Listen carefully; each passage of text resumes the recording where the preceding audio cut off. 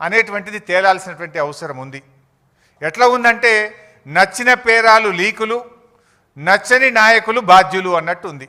ఇప్పుడు 650 పేజీల్లో నచ్చిన పేరాలనే లీకులు చేసిండ్రు, నచ్చని నాయకులను బాధ్యులు చేసినట్టుగా నిన్న ప్రభుత్వం రిలీజ్ చేసిన రిపోర్టు కనబడతా ఉంది. ఎందుకంటే ఆ రిపోర్ట్ ఒకవేళ అదే నిజమైతే అది ఎట్లుందంటే కేంద్ర ప్రభుత్వాన్ని తప్పుపట్టినట్టుంది. కాళేశ్వరంకి అనుమతులు ఎవరు ఇచ్చిండ్రు? TAC technical advisory committee report is given by government of India, కేంద్ర ప్రభుత్వమే ఇచ్చింది.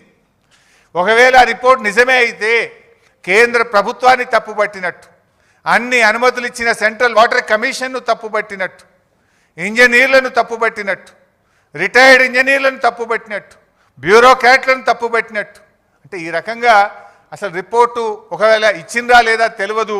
ఇచ్చుంటే మాత్రం అది ఒకవైపే చూసి, ఒకవైపే విని, ఒకవైపే నిలబడి ఇచ్చిన రిపోర్ట్ లాగా ఉంది.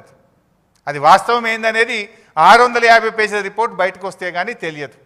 కానీ ఇప్పుడు ప్రభుత్వం బయట పెట్టిన దాన్ని బట్టి చూస్తే, ఆ రిపోర్టు చూస్తే అది నిజమైతే కమిషన్ ఒకవైపే చూసి, ఒకవైపే విని, ఒకవైపే నిలబడి ఇచ్చిన రిపోర్ట్ లాగా కనబడతా ఉంది. ఎందుకంటే ఆ రిపోర్ట్ పూర్తిగా ట్రాష్, బేస్లెస్ ఎలిగేషన్స్. ఒక ముఖ్యమంత్రి గారు ఒక ప్రాజెక్టును రివ్యూ చేయడం ఆయన బాధ్యత. అది రాజకీయ జోక్యం ఎట్లయితుంది? రివ్యూ చేయడము, త్వరితగతిన ప్రాజెక్టును పూర్తి చేయడము, ప్రజలకు త్వరితగతిన నీళ్ళు ఇవ్వడం అనేది ఒక బాధ్యతాయుతమైన ప్రభుత్వం చేసే పని. అది రాజకీయ జోక్యం అనరు. It is the responsibility of the chief minister and the government. So ఈరోజు విషయం చూస్తూ ఉంటే, ఈ రిపోర్ట్ను చూస్తూ ఉంటే మరి అదైతే పూర్తిగా ట్రాష్ లాగా ఉంది, బేస్లెస్ లాగా ఉంది. చరిత్రలో ఇట్లాంటి కమిషన్లు, రాజకీయ వేధింపుల కోసం చాలా కమిషన్లు రిపోర్ట్లు ఇచ్చినాయి. అవేవి న్యాయస్థానాల్లో నిలబడలేదు. ఇందిరాగాంధీ గారి మీద కూడా అప్పటి జనతా ప్రభుత్వం షా కమిషన్ వేసింది. చంద్రబాబు నాయుడు గారి మీద కూడా కమిషన్లు వేశారు. అనేక కమిషన్లు దేశంలో వచ్చినాయి. ఏ కమిషన్లు కూడా న్యాయస్థానాల ముందు నిలబడలేదు.